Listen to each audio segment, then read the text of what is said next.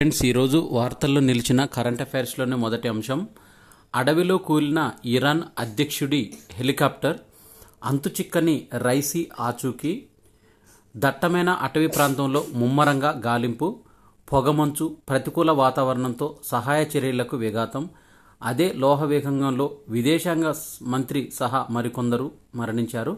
Raisi క్షేమంగా ఉండాలని మోదీ ఆకాంక్షించారు. ఆయన కోసం ఇరాన్ అంతటా ప్రార్థనలు జరిపారు. డ్యాంల ప్రారంభోత్సవానికి వెళ్లి ఇరాన్ అజర్బైజాన్ సరిహద్దుల్లో ఖిజ్ కలాసి, ఖొదరిన్ అనే రెండు డ్యాములను ఇరు దేశాలు కలిసి నిర్మించాయి. ఈ డ్యాముల పేరు ఖిజ్ కలాసి, ఖొదవరిన్ అనే రెండు డ్యాములు. అజర్బైజాన్ అధ్యక్షుడు ఇల్హం అలియేవ్తో కలిసి రైసీ ఆదివారం వీటిని ప్రారంభించారు. తదనంతరము విదేశాంగ మంత్రి హుస్సేన్ అమీరబ్దోల్లాహియాన్, తూర్పు అజర్బైజాన్ జాన్ ప్రావిన్స్ గవర్నర్ తబ్రిజ్ ప్రావిన్స్ ఇమాంలతో కలిసి తబ్రిజ్ పట్టణానికి హెలికాప్టర్లో ప్రయాణమయ్యారు. మరో 2 హెలికాప్టర్లు వెంట బయలుదేరాయి. జోల్ఫా నగర సమీపంలోకి రాగానే రైసీ ప్రయాణిస్తున్న లోహవేగంగం ప్రతికూల వాతావరణంగా ఓ అటవీ ప్రాంతంలో ప్రమాదానికి గురైంది. అయితే ఈ హెలికాప్టర్ కూలిపోయిందని ఎక్కువ వార్తా సంస్థలు పేర్కొన్నాయి. ఇరాన్ ప్రభుత్వము, మీడియా మాత్రము ఆ లోహవేగంగం నేలను బలంగా తాకినట్లు మాత్రమే పేర్కొంది. ఈ ప్రమాదం జరిగిన ప్రదేశం దేశ రాజధాని టెహ్రాన్ వాయవ్యాన 600 కిలోమీటర్ల దూరంలో ఉంది. అయితే దీనికి సంబంధించిన అవి చేసిన ప్రయత్నాలన్నీ విఫలమయ్యాయి. దట్టమైన పొగమంచు కారణంగానే రెస్క్యూ హెలికాప్టర్ కూడా అక్కడ ల్యాండ్ కాలేకపోయిందని తెలిపారు. రైసీ వయసు 63 ఏళ్లు. 2017లో దేశాధ్యక్ష పదవికి పోటీ చేసిన హసన్ రౌహానీ చేతిలో ఆయన పరాజయం పాలయ్యారు. 2019లో న్యాయ వ్యవస్థ అధిపతిగా బాధ్యతలు చేపట్టారు. రెండో ప్రయత్నంలో 2021లో దేశాధ్యక్షుడిగా ఆయన ఎన్నికయ్యారు. ఇరాన్ సుప్రీం నేత ఆయతొల్లా ఖమేనీకి వారసుడిగా అందరూ రైసీని చూస్తారు. తాను నమ్మిన సిద్ధాంతాలను ఎట్టి పరిస్థితుల్లోనూ విడనాడనని ఆయనకు పేరుంది. ఇజ్రాయెల్, ఇరాన్ మధ్య తీవ్ర ఉద్రిక్తతలు నెలకొన్న ప్రస్తుత హెలికాప్టర్ ప్రమాదం చోటు చేసుకోవడంపైన పలువురు అనుమానాలు వ్యక్తం చేస్తున్నారు. ఖమేనీ, రైసీల ఆదేశాలతో ఇజ్రాయెల్ పైన ఇరాన్ బలగాలు గత నెలలో డ్రోన్ల క్షిపణులతో విరుచుకుపడిన సంగతి తెలిసిందే. అయితే రైసీ జాడ తెలియకపోతే ఇరాన్ ఉపాధ్యక్షుడు మహమ్మద్ మగ్బర్, 69 సంవత్సరాల వ్యక్తి, ఆయన స్థానంలో తాత్కాలికంగా దేశాధ్యక్ష బాధ్యతలు నిర్వహిస్తారు. దేశానికి తెలుగు వెలుగులు విరజిమ్మాలని తెలుగు తేజాల సారథ్యంలో భారత బొగ్గు రంగం కోల్ ఇండియా చైర్మన్ సహా పలు సంస్థల అధిపతులు మన తెలుగువారే ఉండటం గమనార్హం. కేంద్ర బొగ్గు శాఖ అదనపు కార్యదర్శి కూడా మన తెలుగువారే. భద్రాచలం నుంచి నైవేలి లిగ్నైట్కు ఎంపికయ్యారు. తెలుగు తేజాల సారథ్యంలో భారత బొగ్గు రంగం నడుస్తుంది. రికార్డు స్థాయిలో కోల్ ఇండియా లాభాలు అనేవి వస్తున్నాయి. సింగరేణిలో ఆర్థిక సంస్కరణలు తెచ్చిన బలరాం.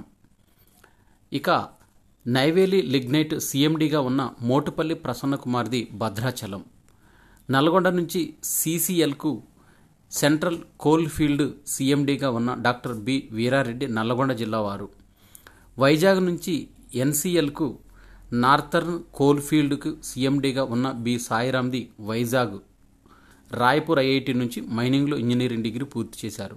ఉమ్మడి కృష్ణా జిల్లా నుండి కేంద్రానికి వయా త్రిపుర కేంద్ర బొగ్గు శాఖ అదనపు కార్యదర్శిగా పనిచేస్తున్న మద్దిరాల నాగరాజు త్రిపుర రాష్ట్ర క్యాడర్ ఐఏఎస్గా అధికారిగా అక్కడ పలు శాఖల్లో పనిచేశారు. ఆయనది ఉమ్మడి కృష్ణా జిల్లా. తిన్నోళ్లకు తిన్నంత అనారోగ్యం, పాడైపోయిన పదార్థాలు, కాలం చెల్లిన మసాలాలు, వంటగదుల అపరిశుభ్రం, మళ్లీ నూనెల వినియోగం, రాష్ట్రంలోని పలు హోటళ్లు, రెస్టారెంట్లు, మండీలు, బేకరీల్లో పరిస్థితి, ఆహార భద్రత అధికారుల తనిఖీల్లో నివ్వెరపోయిన అంశాలు వెలుగులోకి వచ్చాయి. మన వ్యాధుల భారంలో 56% తిండే మూలం. సమతుల ఆహారమే మేలు. కొవ్వు పదార్థాలు, చక్కెర, ఉప్పు పరిమితంగా ఉండాలి. ఇంటి ఆహార విషయంలోనూ జాగ్రత్తలు అవసరము. కండరాల వృద్ధికి మితిమీరిన ప్రోటీన్ల పౌడర్ల వాడకం హానికరమని నేషనల్ ఇన్స్టిట్యూట్ ఆఫ్ న్యూట్రిషన్ కొత్త మార్గదర్శకాలను కూడా జారీ చేసింది. అయితే తాజాగా తనిఖీల్లో గుర్తించిన అంశాల్లో కొన్ని చూసినట్టయితే తెలుగు రాష్ట్రాల్లో ఒక ప్రాంతానికి సంబంధించిన రుచులు ప్రత్యేకంగా అన్న ప్రచారంలో లగ్డికప్పులో నిర్వహిస్తున్న రెస్టారెంట్లో పురుగులు పట్టిన మైదా, చింతపండు సహా ఇతర పదార్థాలు, గడువు తీరిన పాల ప్యాకెట్లు ఉన్నాయి. హైతనగర్లో ఒక మండీలో వంటగది మురికిమయంగా ఉంది. ఇక ఓ వెజ్ రెస్టారెంట్లో ఫంగస్ సోకిన క్యారెట్లు ఉన్నాయి. హైదరాబాద్లో బార్కస్లో ఒక ఇండో అరబిక్ రెస్టారెంటు, దీంట్లో కాలం చెల్లిన పదార్థాలు వినియోగిస్తున్నారు. బంజారా హిల్స్లోని ఓ పెద్ద మాల్లో పొందిన ఫుడ్ స్టాళ్లలోని ఆహారం నాణ్యత లేదని తేలింది. ఒక ప్రముఖ ఐస్ క్రీం అవుట్లెట్లో కాలం చెల్లిన స్ట్రాబెర్రీ పేస్టు నిల్వ నిబంధనలు పాటించని పైనాపిల్ టిటిబిటి క్యాన్లు. ఇలా నాణ్యత మృగ్యం అనేది చోటు చేసుకుంది. ప్రమాదంలో భావ ప్రకటన స్వేచ్ఛ. బ్రిటిష్ హయాం నాటి క్రూర చట్టాలను సవరించాలని ఒడిశా హైకోర్టు మాజీ ప్రధాన న్యాయమూర్తి జస్టిస్ మురళీధరన్ తెలిపారు. పుచ్చలపల్లి సుందరయ్య చిత్రపటానికి నివాళులర్పించి ఈ ప్రకటన చేశారు. మానవ వ్యాధుల భారంలో 56% తిండి వల్లే జరుగుతుందని, సమతుల ఆహారమే మేలని, ఇంటి వంటల్లోనూ జాగ్రత్తలు అవసరమని, భోజనానికి గంట ముందు నుంచి గంట తర్వాత వరకు కాఫీ టీ తాగొద్దని, కండరాల వృద్ధికి మితిమీరిన ప్రోటీన్ పౌడర్ల వాడకం హానికరమని, మితంగానే కొవ్వు పదార్థాలు, చక్కెర, ఉప్పు వాడకం మేలని నేషనల్ ఇన్స్టిట్యూట్ ఆఫ్ న్యూట్రిషన్ కొత్త మార్గదర్శకాలను జారీ చేసింది. వాతావరణ మార్పులతో ఆర్థిక విధ్వంసం అనేది ఏర్పడింది. టన్ను కార్బన్ డైఆక్సైడ్తో సమాజానికి 88,000 రూపాయల నష్టం అమెరికాలోని నేషనల్ బ్యూరో ఆఫ్ ఎకనామిక్ పరిశోధనలో వెల్లడైంది. 1960కి ముందు నుంచి ఇప్పటి వరకు అంతర్జాతీయ ఉష్ణోగ్రతలు, ఆర్థిక వ్యవస్థ ప్రభావంపైన వీరు పరిశోధన చేశారు. ఈ నివేదికలో ఇచ్చిన అంశాలు: పేద మధ్య ధనిక దేశాల్లో మధ్యస్థాయి వాతావరణ మార్పుల హెచ్చరికలతో ఉత్పాదక నష్టాలు పెరుగుతున్నాయి. ఉష్ణతాపం, వాతావరణ మార్పులు ఇలాగే పెరిగితే 2050 నాటికి ప్రపంచ ఉత్పాదకత 30%కి, 2100 నాటికి 50%కి తగ్గే ప్రమాదం ఉంది. ఇక డీకార్బనైజేషన్ విధానాలకు ఖర్చు బాగా పెరిగింది.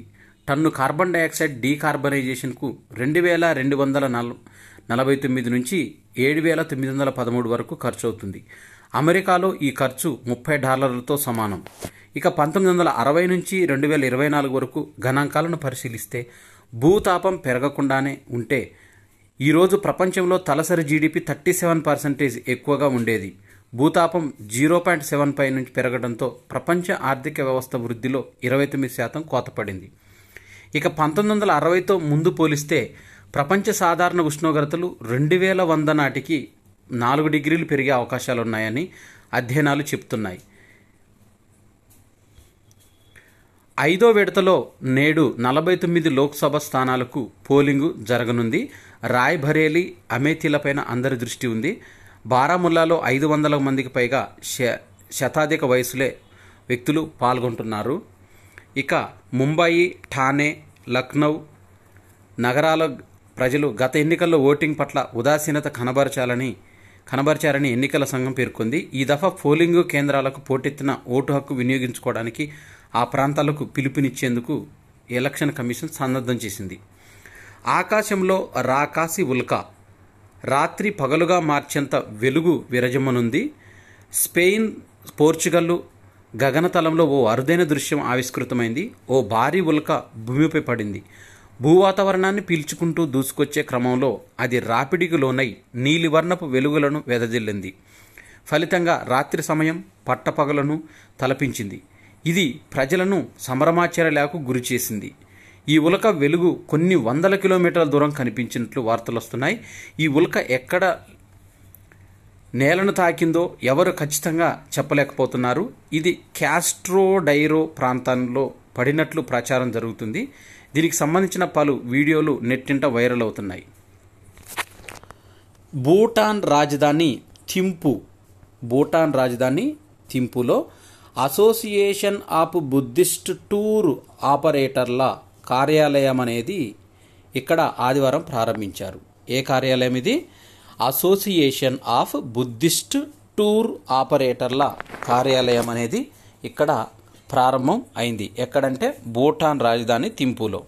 ఈ సందర్భంగా ABTO association of Buddhist tour operators అంతర్జాతీయ ఉపాధ్యక్షుడు మల్లేపల్లి లక్ష్మయ్య మాట్లాడుతూ ఆసియా హైవే అందుబాటులోకి రానున్న నేపథ్యంలో భారత్, భూటాను, బంగ్లాదేశ్, నేపాల్, మయన్మార్లలో బౌద్ధ పర్యాటక కేంద్రాలను అధిక సంఖ్యలో సందర్శించేలా ఆయా దేశాల మధ్య సమన్వయాన్ని పెంచేందుకు తమ సంస్థ కృషి చేస్తుంది. ఏ దేశాల్లో? భారత్, భూటాన్, బంగ్లాదేశ్, నేపాల్, మయన్మార్ దేశాల్లో బౌద్ధ పర్యాటక కేంద్రాలను అధిక సంఖ్యలో సందర్శించేలా ఆయా దేశాల మధ్య సమన్వయాన్ని పెంచేందుకు తమ సంస్థ కృషి చేస్తుందని ఈ కార్యక్రమంలో సీనియర్ పాత్రికేయులు కె రామచంద్రమూర్తి, బుద్ధవనం కన్సల్టింగ్ ఈమని శివనాగిరెడ్డి, భూటాన్ పర్యాటక సమాఖ్య ప్రతినిధులు కూడా పాల్గొన్నారు. సిఐఎస్ఎఫ్ చేతికి పార్లమెంటు యొక్క భద్రత. నేటి నుంచే విధుల్లోకి 3,317 మంది సిబ్బందిని పార్లమెంటు భవనాల వద్ద భద్రత విధులు నిర్వహించనున్నట్లు అధికార వర్గాలు తెలిపాయి.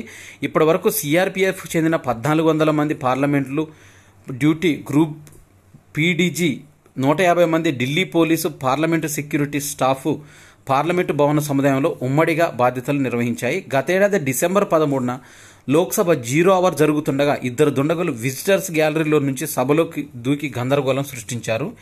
ఈ సందర్భంగా వీరికి కట్టుదిట్టబద్ధం చేశారు. డీజీపీ ర్యాంకు స్థాయి సిఆర్పిఎఫ్ అధికారి శుక్రవారమే కాంప్లెక్స్లోని అన్ని సెక్యూరిటీ కేంద్రాలను సిఐఎస్ఎఫ్కు అప్పగించారు. రోదసిలోకి తెలుగు తేజం విజయవంతంగా పూర్తి చేసిన గోపీచంద్ తోటకూర అంతరిక్షంలోకి వెళ్లిన తొలి భారత పర్యాటకుడుగా రికార్డు సృష్టించాడు. తెలుగు తేజం గోపీచంద్ తోటకూర ఆదివారం దిగ్విజయంగా రోదసి యాత్ర చేశారు. తద్వారా భారత తొలి అంతరిక్ష పర్యాటకుడిగా చరిత్ర సృష్టించారు. రాకేష్ శర్మ తర్వాత రోదసి యాత్ర చేసిన రెండో భారతీయుడిగా గుర్తింపు పొందారు. అమెజాన్ వ్యవస్థాపకుడు జెఫ్ బెజోస్కు చెందిన బ్లూ ఆరిజిన్ సంస్థ రూపొందించిన న్యూ షెఫర్డ్ 25, దీని పేరు ఏంటంటే న్యూ షెఫర్డ్ 25 NS-25 వ్యోమనౌకలో గోపీచంద్ ఈ యాత్రను పూర్తి చేశారు.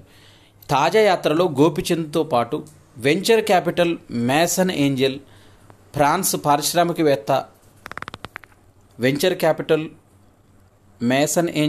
ఫ్రాన్స్ పారిశ్రామికవేత్త సిల్వేన్ చిరోన్, అమెరికా టెక్ వ్యాపారి కెన్నెత్ ఎల్ఎస్, సాహస యాత్రికురాలు కరోల్ షాలర్, అమెరికా వైమానిక దళ మాజీ కెప్టెన్ ఎడ్ డ్వైట్ పాల్గొన్నారు. డ్వైట్ 1961లో అంతరిక్షయానికి ఎంపికైన తొలి ఆఫ్రో అమెరికన్ వ్యోమగామిగా రికార్డు సృష్టించారు. ఇక వివిధ కారణాల వల్ల ఆయనకు రోదసిలోకి వెళ్లే అవకాశం రాలేదు. ఇప్పుడు 90 ఏళ్ల వయసులో ఆ కల నెరవేరింది. రష్యా, ఉక్రెయిన్ పరస్పర దాడులు చేసుకుంటున్నాయి.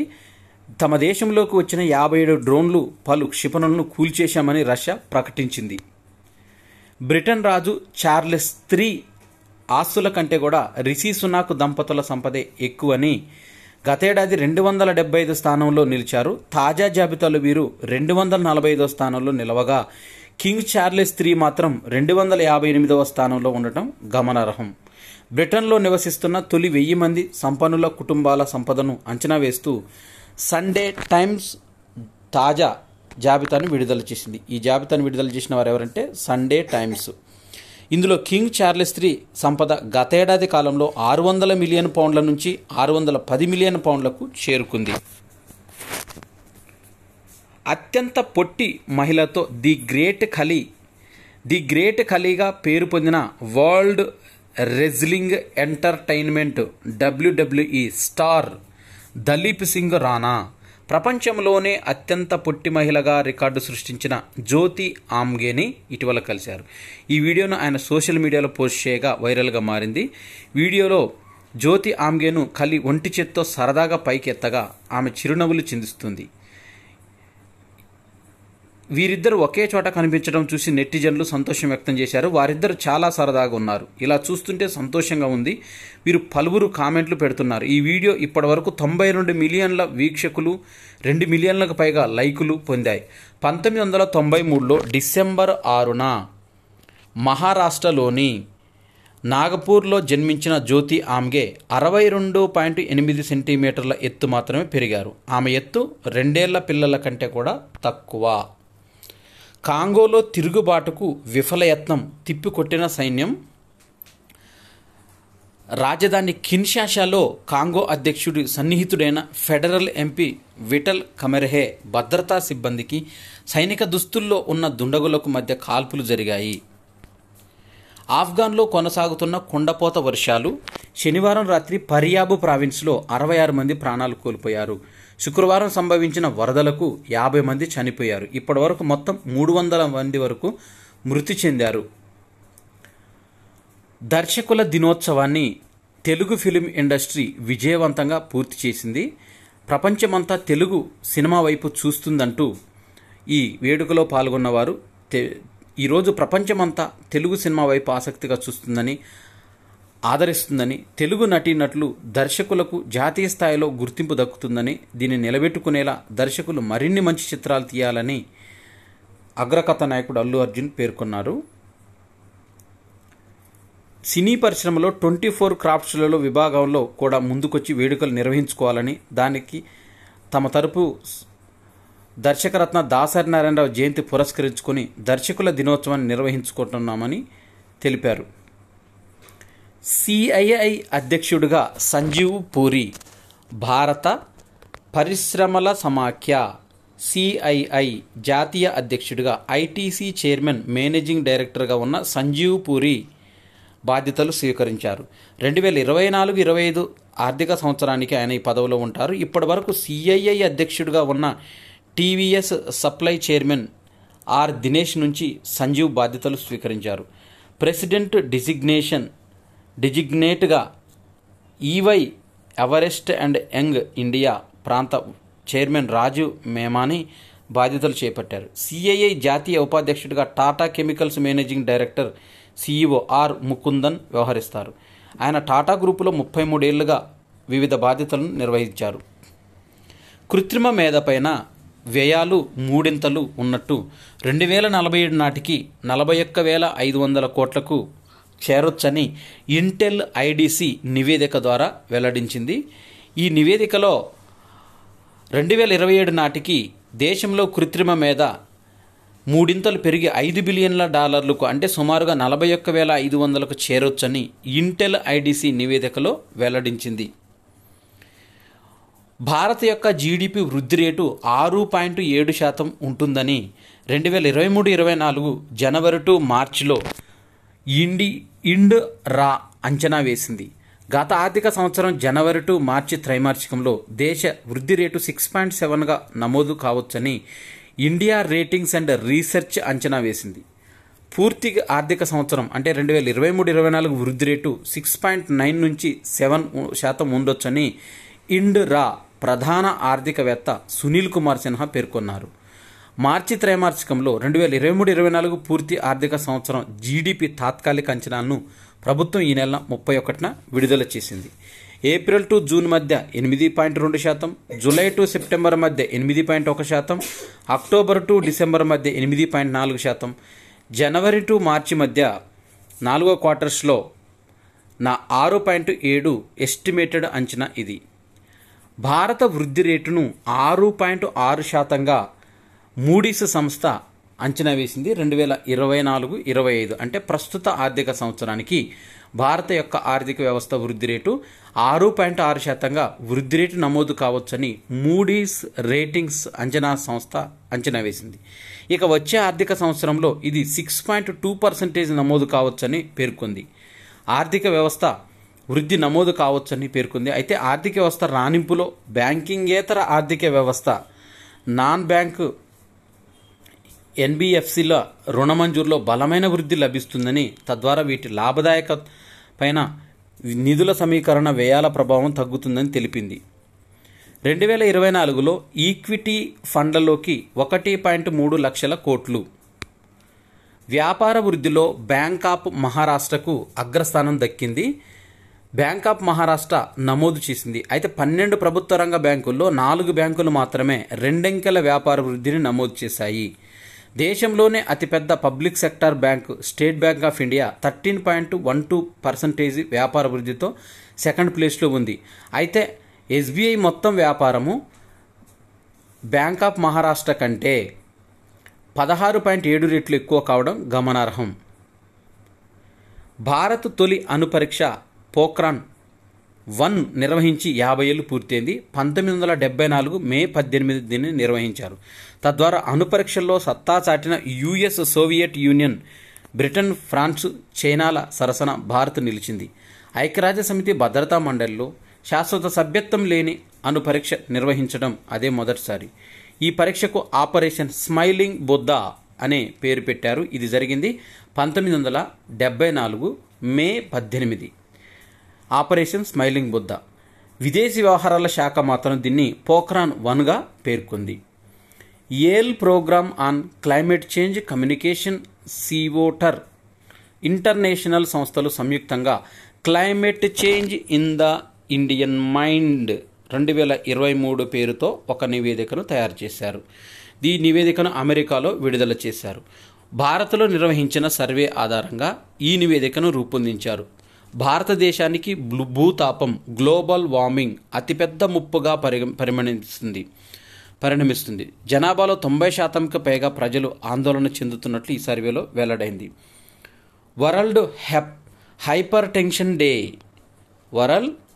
వరల్డ్ హైపర్ టెన్షన్ డే ప్రపంచ రక్తపోటు రోజును మే 17న నిర్వహిస్తున్నారు. 2006 నుంచి దీనిని నిర్వహిస్తున్నారు. మే 17 వరల్డ్ హైపర్ టెన్షన్ డే, ప్రపంచ రక్తపోటు దినోత్సవం. దీన్ని 2006 నుంచి నిర్వహిస్తున్నారు మే 17గా. ఆగ్నేసియాలో 29.4 కోట్లకు పైగా ప్రజలు రక్తపోటుతో బాధపడుతున్నట్లు ప్రపంచ ఆరోగ్య సంస్థ WHO వరల్డ్ హెల్త్ ఆర్గనైజేషన్ పేర్కొంది.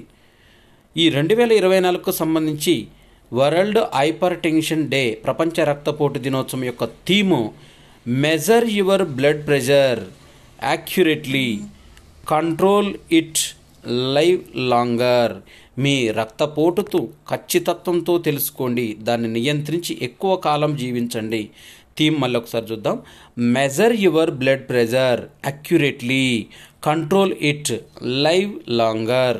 మీ రక్తపోటును ఖచ్చితత్వంతో తెలుసుకోండి, దాన్ని నియంత్రించి ఎక్కువ కాలం జీవించండి అనేది మే 17న నిర్వహించుకునే వరల్డ్ హైపర్ టెన్షన్ డే, ప్రపంచ రక్తపోటు రోజు యొక్క థీము. టాప్ 2లోకి సన్ రైజర్స్ పంజాబ్ పైన విజయం సాధించింది IPL సీజన్ 17లో. దీంట్లో క్వాలిఫైయర్ 1కు అర్హత సాధించింది హైదరాబాద్ సన్ రైజర్స్. చెలరేగిన అభిషేక్ క్లాసిన్.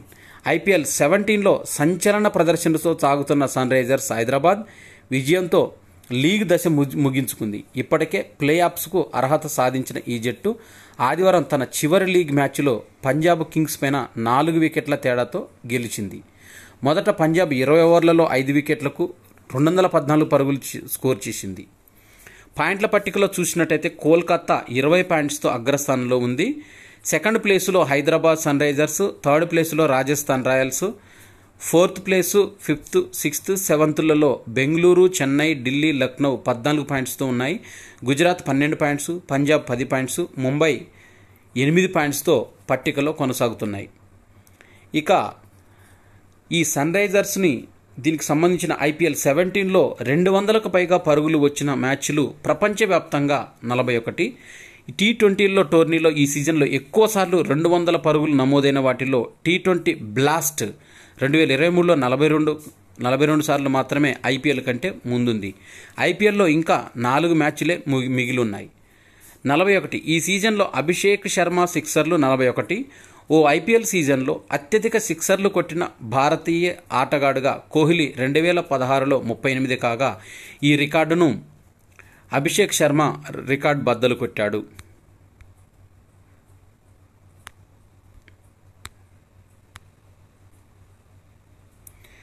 లీగ్ దశ అనేది ముగిసింది. పరుగుల వరద పారిన మ్యాచ్లు, ఉత్కంఠభరితంగా ముగిసిన సమరాలు, రికార్డుల మీద రికార్డులు, దాదాపు 2 నెలలుగా అభిమానులు ఉర్రూ తొలగించిన IPL 17లో లీగ్ దశ అనేది ముగిసింది. చాలా మ్యాచ్ల్లో 200కు పైగా స్కోరు కావడం, ఈసారి విశేషం. అయితే వర్షంతో ఆఖర్లో కొన్ని మ్యాచ్లకు ఆటంకం కలగడం, మ్యాచ్ రద్దు కావడం ఒక్క అభిమానులను నిరాశపరిచింది. ఒకటే 20 పాయింట్లతో కోల్కతా నైట్ రైడర్స్ అగ్రస్థానంలో నిలిచింది. Kolkata, Rajasthan royals, sun risers Hyderabad తొలి 3 ప్లే ఆఫ్ బెర్తులు దక్కించుకుంటే డిపెండింగ్ ఛాంపియన్ చెన్నైని ఇంటికి పంపిన రాయల్ ఛాలెంజర్స్ బెంగళూరు అనూహ్యంగా ఆఖరి బెర్తును పట్టేసింది. ఐపీఎల్ సీజన్ 17లో లీగ్ దశ ఆఖరి మ్యాచ్ వర్షార్పణమైంది.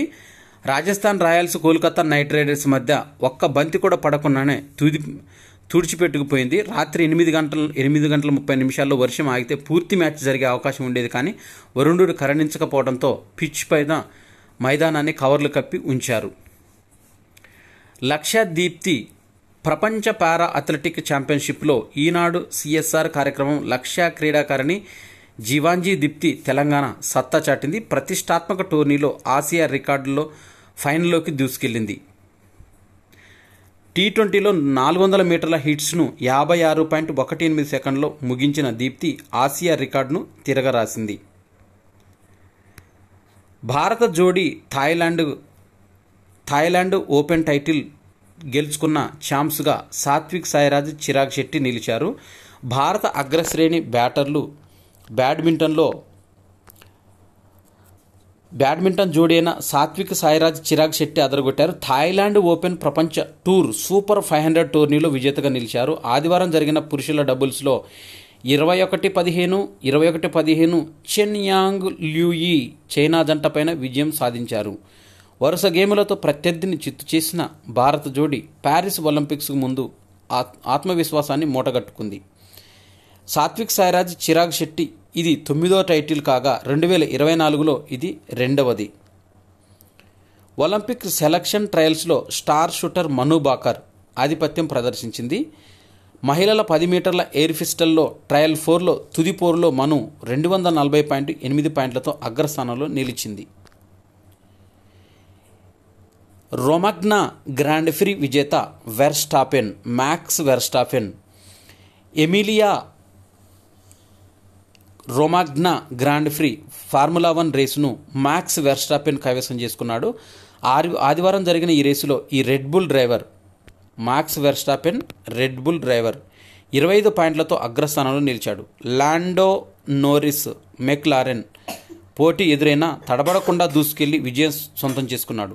ఈ ఏడాది 7 గ్రాండ్ ప్రీ రేసుల్లో వెర్స్టాపెన్ 5వ విజయం దక్కింది. రొమగ్నా రేసులో నోరిస్ 18 పాయింట్లు రన్నరప్గా నిలవగా లిక్కెర్క్ ఫెరారీ 15 3వ స్థానం దక్కించుకున్నాడు. ఇవి మే 20, 2024కు సంబంధించిన కరెంట్ అఫైర్స్. 2023, 2024కు సంబంధించిన అన్ని కరెంట్ అఫైర్స్ కూడా కరెంట్ అఫైర్స్ అనే ఫోల్డర్లో ఉంచాను. ఇంకా డిఎస్సి గ్రూప్ 1, గ్రూప్ 2, గ్రూప్ 3 గ్రూప్స్కు సంబంధించిన ఎగ్జామ్స్ ప్రిపేర్ అయ్యే వాళ్ళు కూడా ఈ కరెంట్ అఫైర్స్కి సంబంధించిన ప్రామాణికమైన ఈనాడు పేపర్లో ఉన్న పేపర్ క్లిప్పింగ్స్ని పెట్టి మాత్రమే ఇవి లెక్చర్ మెథడ్లో చెప్పడం జరిగింది. ఇంకెవరైనా ఆ పాత వీడియోలు చూడాలనుకుంటే కరెంట్ అఫైర్స్ అనే ఫోల్డర్కి వెళ్ళి చూడగలరు. ఈ వీడియో నచ్చినట్టయితే లైక్ చేయండి, షేర్ చేయండి, కామెంట్ చేయండి. నా ఛానల్ సబ్స్క్రైబ్ చేసుకోవడం ద్వారా నేను చేసే వీడియోస్ అన్నీ మీకు నోటిఫికేషన్ రూపంలో వెలువడతాయి. Thanks for watching.